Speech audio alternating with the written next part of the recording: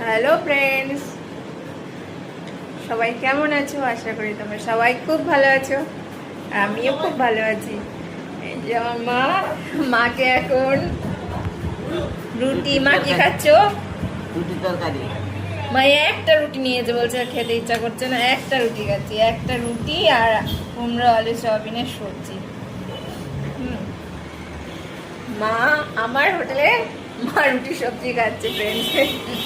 মা মেয়ের হোটেলে খাচ্ছে। এতদিন মার হোটেলে মেয়ে খেয়েছিল, আর আজকে মেয়ের হোটেলে মা খাচ্ছে। কেমন লাগছে?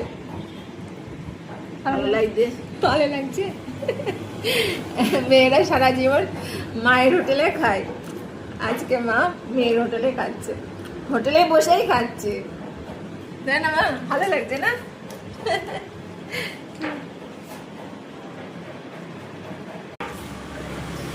কাস্টমার এখন অনেক কম।